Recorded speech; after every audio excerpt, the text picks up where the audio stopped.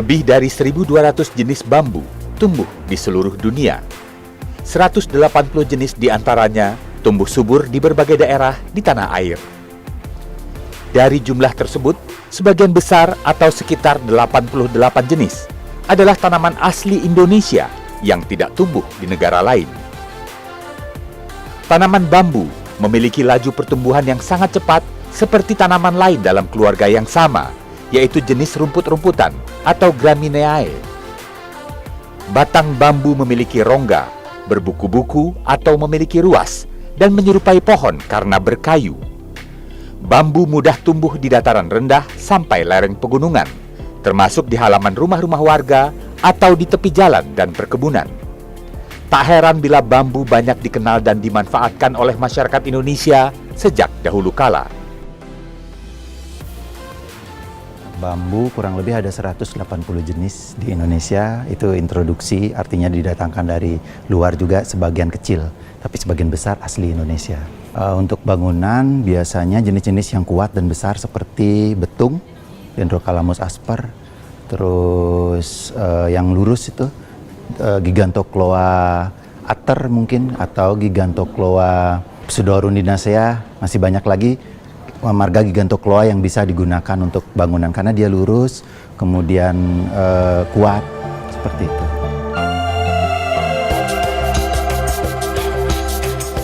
Memanfaatkan bambu tidak berarti hanya dari batang bambu saja. Sejumlah warga bahkan memanfaatkan bonggol akar bambu untuk diolah menjadi karya kreatif. Biasanya bonggol akar bambu ini dibiarkan mati karena batangnya sudah diambil atau dimanfaatkan untuk berbagai keperluan. Akar bambu yang tak produktif ini ternyata bisa dijual dan menghasilkan rupiah. Warga di Jambu Kulon, Klaten, Jawa Tengah memanfaatkan akar bambu mati yang oleh masyarakat setempat umumnya digunakan sebagai kayu bakar. Dengan bahan-bahan yang mudah didapat, dipadukan dengan kreativitas dan keuletan, akar bambu bisa berubah menjadi patung-patung wajah bernilai seni dan ekonomi. Kalau bahan baku masih mudah dicari, masih mudah bisa didapatkan. Ini bahan bakunya dari kayu apa saja, Mas? Ya, bahan bakunya dari bonggol bambu petung dan bonggol bambu ori.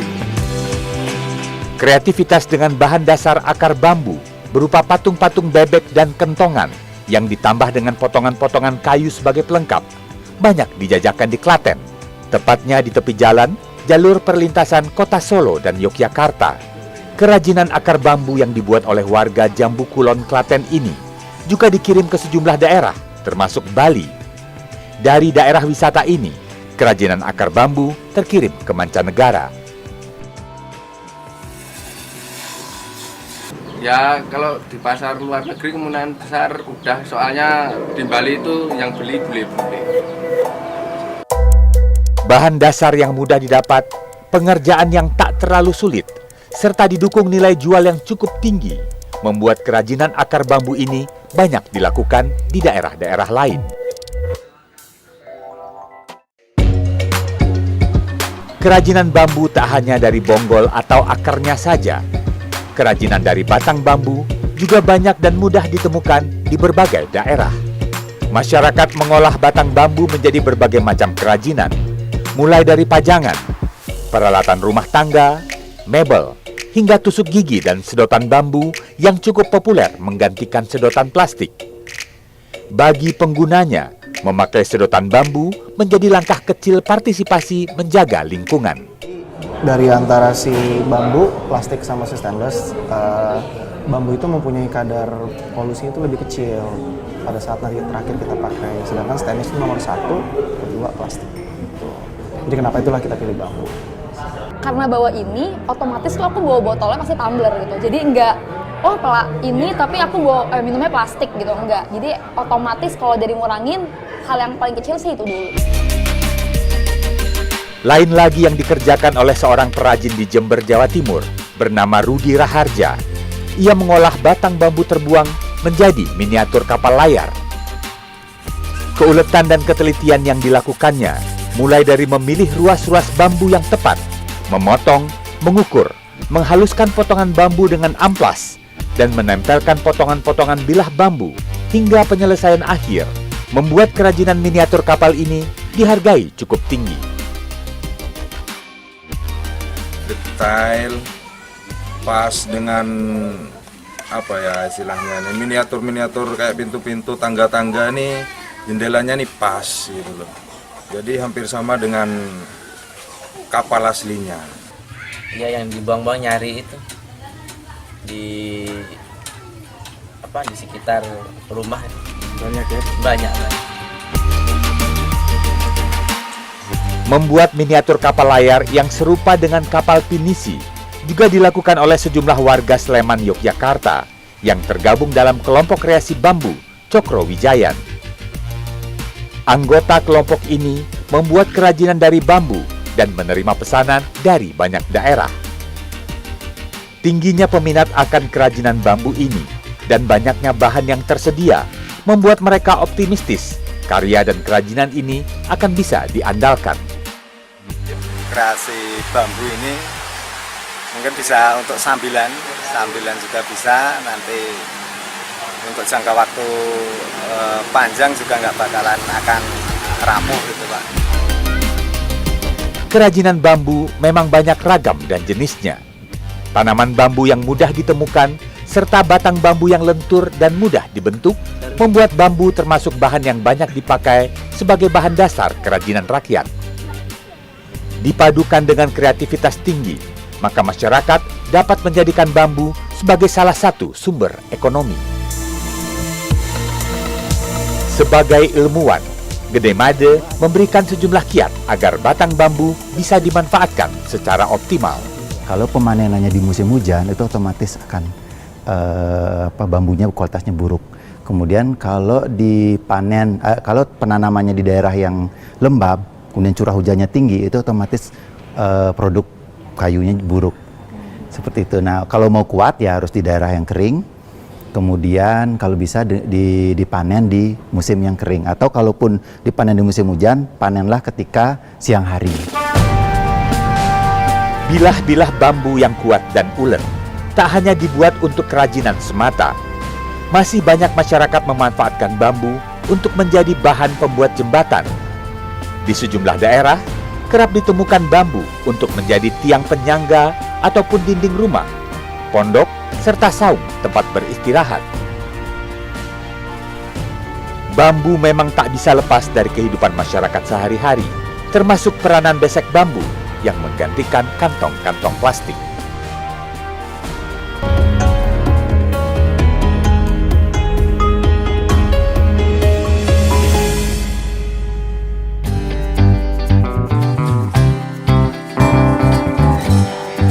Beberapa tahun belakangan ini, bilah-bilah bambu menjadi sangat banyak dibicarakan menjelang Idul Adha. Besek bambu mulai banyak digunakan sebagai pengganti kantong plastik untuk membungkus daging kurban yang akan dibagikan kepada masyarakat yang membutuhkan.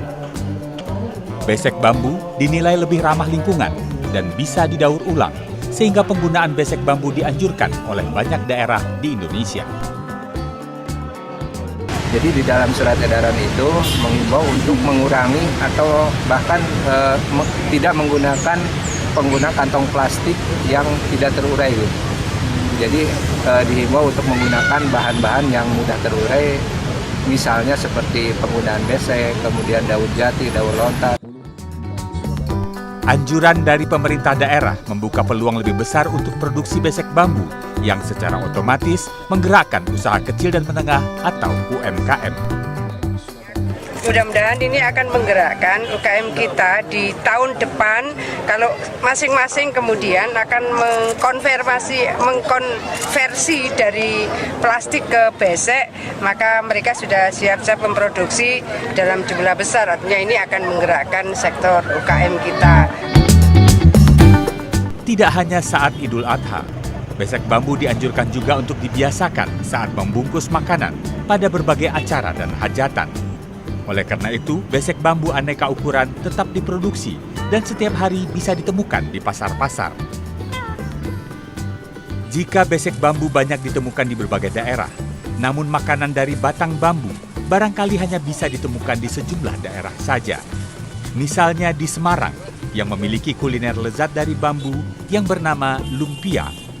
Lumpia memiliki bahan dasar telur, daging ayam atau udang, serta batang bambu muda yang disebut rebung. Mengolahnya pun sederhana, dengan bumbu-bumbu yang mudah ditemukan sehari-hari seperti bawang putih, bawang merah, cabai, garam, dan sedikit gula untuk memperkaya rasa.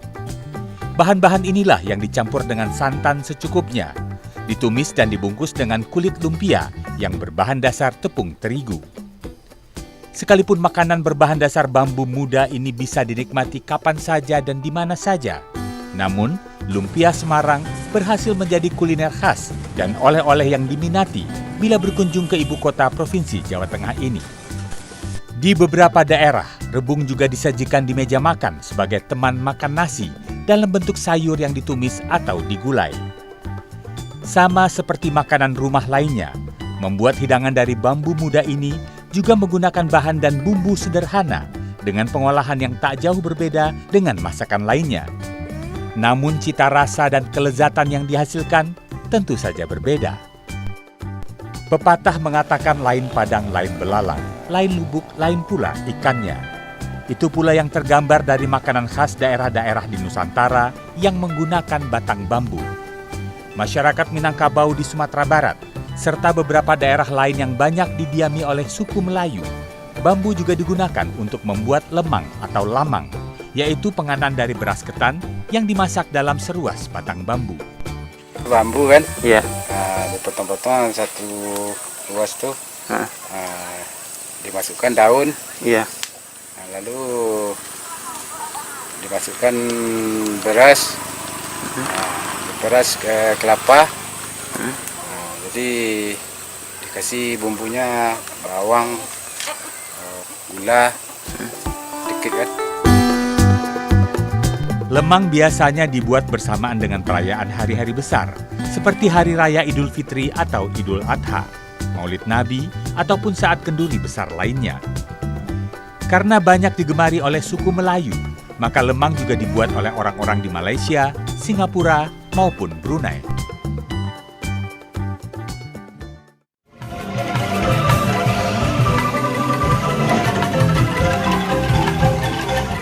Bicara tentang bambu, tentu saja tak lepas dari nada-nada dan harmoni yang dilahirkan dari angklung, alat musik tradisional asal Jawa Barat yang terbuat dari bambu.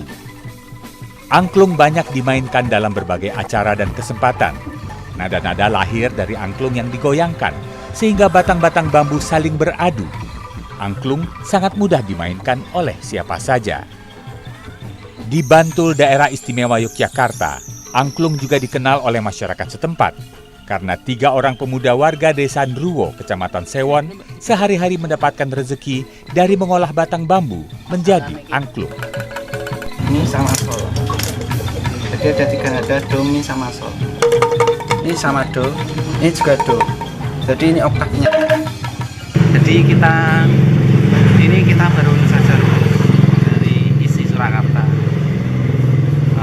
S1, dan di sana mempelajari musik-musik bambu, terutama angklung, calong, banyumasan.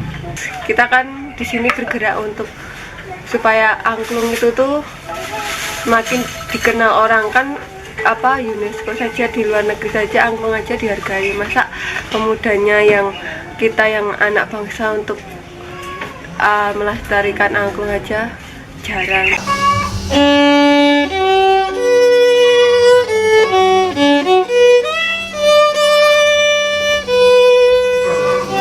Bambu yang banyak tumbuh dengan mudah membuat usaha anak muda di Bantul ini bisa merambah penjualan angklung ke berbagai daerah. Begitu pula dengan bambu yang banyak tumbuh di Kudus, Jawa Tengah, berhasil menggerakkan seorang pemuda bernama Ngatmin untuk menjadi pembuat alat musik yang layak dibanggakan. Ia tak membuat angklung, tetapi Ngatmin membuat biola dari bambu. Sekalipun hanya bisa menamatkan pendidikan di bangku sekolah dasar saja, Ngatmin memiliki pengetahuan yang cukup tentang bambu yang bisa menghasilkan suara atau nada yang baik. Selama ini biola itu terbuat dari kayu, tapi kita di Kudus itu beda daripada yang lain, yaitu biola bambu. Bambu memang bagus untuk dibikin resonansi suara. Saya bercermin dari alat musik seperti suling, angklung, itu kan bahannya dari bambu. Nah, secara logika bambu memang bagus untuk suara. Popularitas biola dari bambu yang dijual hingga mencapai 4 juta rupiah ini sudah diketahui oleh dinas terkait, sehingga Ngadmin mendapat pendampingan agar usaha membuat biola bambu ini bisa lebih berkembang. Di kemudian hari kita akan lakukan pembinaan berkaitan dengan bagaimana melakukan finishing yang betul-betul baik. Itu saya kira akan meningkatkan nilai jual mereka.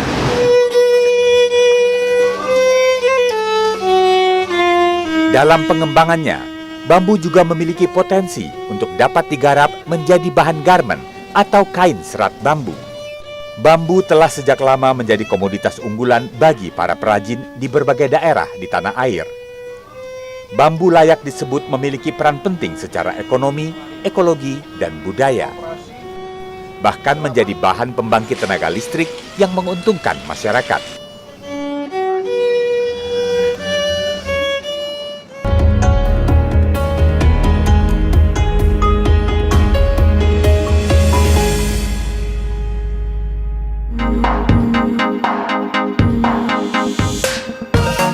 Mudahnya bambu tumbuh di sekitar wilayah pemukiman membuat bambu telah sejak lama membawa banyak dampak dalam kehidupan masyarakat Indonesia, baik dampak secara ekonomi, ekologi, dan budaya.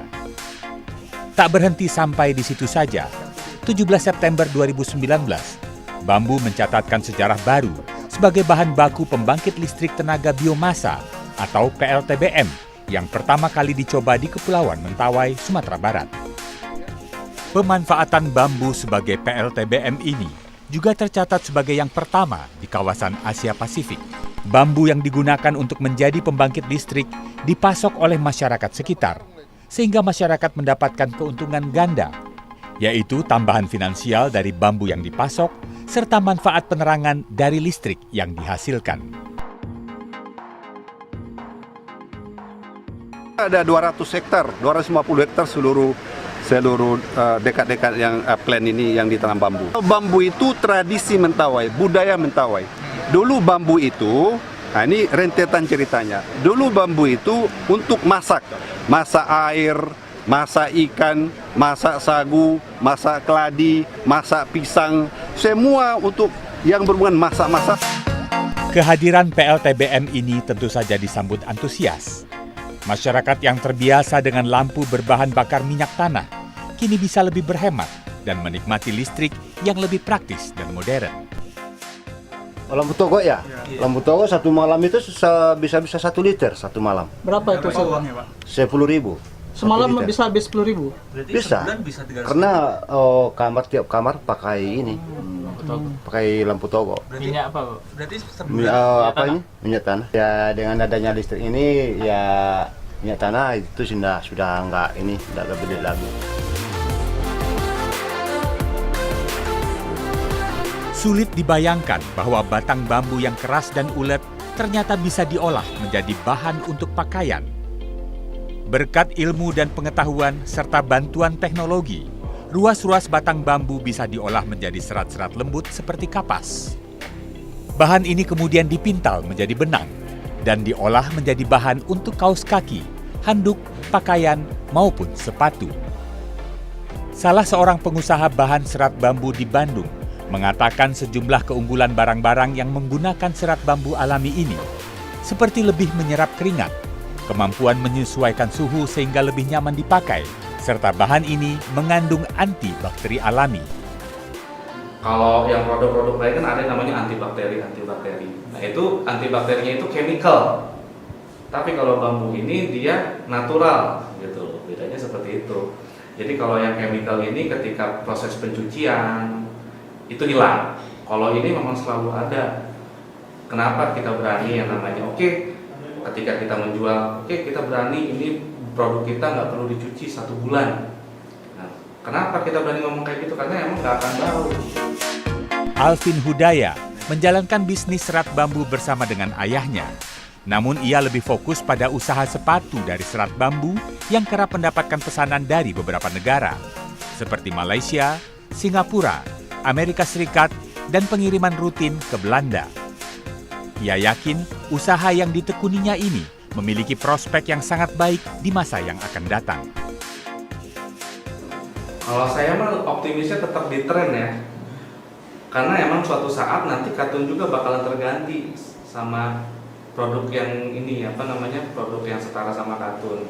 Sedangkan bambu sendiri kan dia punya beberapa benefit lebih bagus daripada katun. Kalau saya sih percayanya ini bakalan laku ke depannya gitu, dan trennya juga masih bakalan naik terus gitu. Jadi walaupun kita mau jual seperti apa semua segala macam, ini pasti suatu saat juga katun bakal ditinggalkan, bambu juga bakalan naik terus gitu. Bambu termasuk tanaman yang disarankan untuk tumbuh di tepi sungai, sebab akar bambu sangatlah kuat. Akar bambu yang tumbuh rapat dan tak mudah putus, menyebar ke segala arah sehingga memiliki kemampuan untuk menahan erosi dan longsor. Lahan tempat tumbuh tanaman bambu menjadi stabil karena akar dan batang bambu memiliki tingkat kemampuan menyerap air yang tinggi.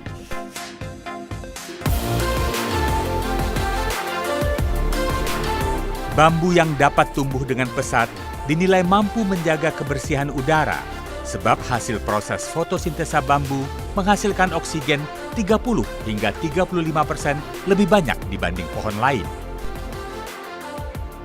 Yang pertama kita tahu bambu ini kan tumbuhnya cukup cepat, sehingga proses fotosintesa yang cepat ini juga memproduksi oksigen dan menyerap karbon dioksida itu lebih besar dari kebanyakan tumbuhan yang ada. Jadi ini akan sangat bermanfaat sekali dalam proses melawan krisis iklim yang tengah terjadi. Yang kedua juga bambu kita tahu secara ekologis karakteristiknya daya tangkap, daya dia dalam menyimpan air itu kan cukup besar dan kuat ya, dari akarnya, dari tumbuhannya yang rapat dan lain segala macam, dan kemampuan dia juga menguatkan tanah. Jadi manfaatnya tidak hanya menyimpan air dan kemudian menyalurkannya di bukan musim hujan, tetapi juga melindungi tanah dari erosi, dari longsor ataupun dari sedimentasi. Bambu telah membuktikan manfaatnya yang multiguna, baik secara ekologi, budaya, maupun ekonomi. Bambu bisa menjadi penyelamat bumi serta menerangi sebagian pelosok Nusantara. Bambu pun membuka peluang berkreasi dalam beragam bentuk kriya dan seni, serta bisa menjadi andalan untuk kegiatan ekonomi.